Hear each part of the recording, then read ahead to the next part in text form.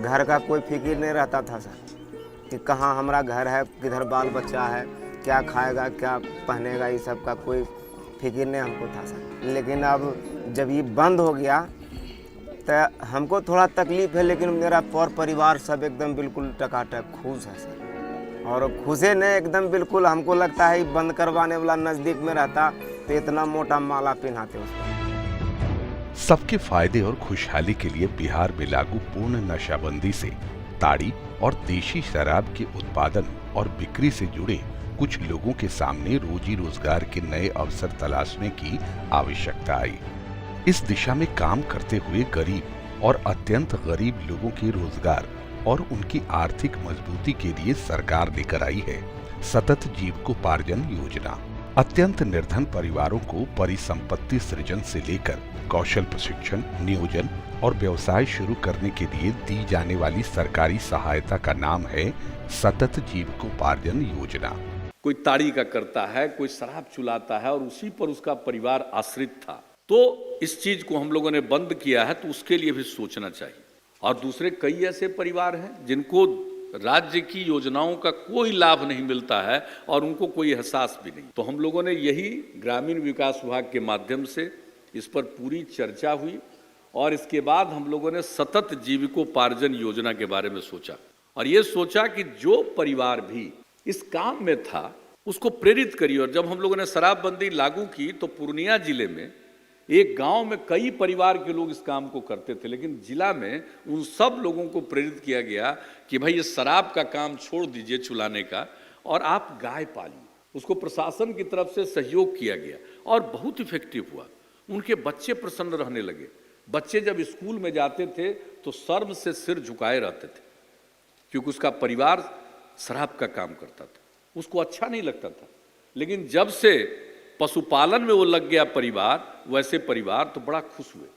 2018-19 से शुरू हुई बिहार सरकार के इस लोक कल्याणकारी कार्यक्रम के तहत राज्य के 1 लाख अत्यंत गरीब परिवारों को राज्य सरकार की सहायता पहुंचाकर उनको आर्थिक मजबूती प्रदान करने का लक्ष्य रखा गया है। सतत जीविकोपार्जन योजना के अंतर्गत लक्षित परिवारों के चयन की जिम्मेवारी जीविका के ग्राम संगठनों को दी गई है। इस प्रक्रिया के अंतर्गत सर्वप्रथम जीविका के युवा पेशेवरों तथा मास्टर रिसोर्स पर्सन के मार्गदर्शन में सीआरपी यानी सामुदायिक संसाधन सेवी, भीओ यानी ग्राम संगठन के निर्देशानुसार टोलों का सर्वेक्षण कर अत्यंत गरीबी वाले टोलों एवं गरीब घरों का चुनाव करते हैं। इस काम में कोई चूक न हो, इसके लिए जीविका की दीदी और टोले के लोग साथ मिलकर टोले का सोशल मैप यानी सामाजिक मानचित्र तैयार करते हैं। टोले में आने वाले निर्धन घरों, कुएं, तालाब, मैदान, मंदिर मस्जिद, सड़क, स्कूल सबका खूबसूरती के साथ मैपिंग यानी मानचित्रण करने से शुरुआत यानी सतत जीविकोपार्जन योजना के तहत गरीब व अत्यंत गरीब परिवार के जीवन में मजबूती और खुशहाली लाने की शुरुआत।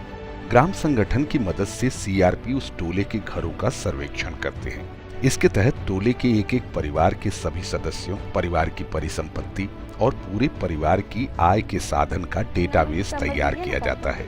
महीना में कितना कमा लेते होंगे? दवा भी बेचा है तो कभी 400, कभी 500, कभी। इसके आधार पर उस टोले के जरूरतमंद परिवारों का सतत जीविकोपार्जन योजना के लिए चुनाव किया जाता है। परिवार या घरों का चुनाव करते हुए ध्यान रखा जाता है कि वैसे अत्यंत गरीब परिवार जो देशी शराब या ताड़ी के उत्पादन अथवा बिक्री से जुड़े थे और अब इनके पास आय का कोई स्थायी साधन नहीं है। अत्यंत गरीब अनुसूचित जाति, अनुसूचित जनजाति तथा अन्य समुदायों के अत्यंत निर्धन परिवारों को भी लक्षित परिवार की सूची में रखा गया है। तदुपरांत ग्राम संगठन की बैठक में सतत जीविकोपार्जन योजना के लिए चुने गए परिवारों की घोषणा की जाती है। बैठक में आए सुझावों की समीक्षा कर चुने गए घरों की सूची में सुधार किया जाता है। सर्वे किए, उनमें से 4 दीदी का नाम आया, जिसमें से 3 दीदी का नाम बीओ सिलेक्ट नहीं किया। सतत जीविकोपार्जन योजना के तहत चुने गए टोले के लक्षित परिवारों को योजना के तहत एकीकृत परिसंपत्ति सृजन के लिए औसतन 60,000 और अधिकतम 1 लाख रुपए निवेश में सहयोग दिया जाता है। इन परिवारों को कार्यक्रम के जुड़ाव से 7 महीने तक प्रति माह 1000 रुपए सहायता राशि भी प्रदान की जाती है। यह राशि लक्षित परिवारों को जीविकोपार्जन की गतिविधियों के फलीभूत होने तक दी जाती है। राज्य सरकार मदद करेगी ऐसे परिवारों को, वो काम करेंगे, फेज वाइज शुरू कर दो और मदद उसको करना शुरू करेंगे। और लक्ष्य है कि हम 60,000 रुपया से 1 लाख रुपया तक भी वैसे परिवारों को जीविकोपार्जन के लिए मदद करेंगे। और जब काम शुरू करेगा तो तुरंत तो काम नहीं कर सकता है, इसलिए वैसे परिवारों को 7 महीने तक 1000 रुपया महीना भी हम लोग देंगे ताकि उसका कोई काम बाधित न हो। तो इस तरह से अत्यंत निर्धन परिवार और जो गांव में गरीब गुरबा लोग शराब इन सब चीज़ों से जुड़े हुए थे, उन लोगों के परिवार के लिए वैकल्पिक रोजगार उपलब्ध कराना, उसके साथ उसको जोड़ना, ये कितना बड़ा काम। और एक बात जान लीजिए, शराबबंदी जो हम लोगों ने किया है, इसमें समाज सुधार की बिहार में बुनियाद रखी गई। लक्षित परिवारों को गव्य पालन, बकरी पालन, मुर्गी पालन, मधुमक्खी पालन, कृषि, नीरा व्यवसाय, अगरबत्ती निर्माण एवं स्थानीय स्तर पर आजीविका के लिए संभव अन्य उद्यमों की गतिविधियों से जोड़ा जाता है।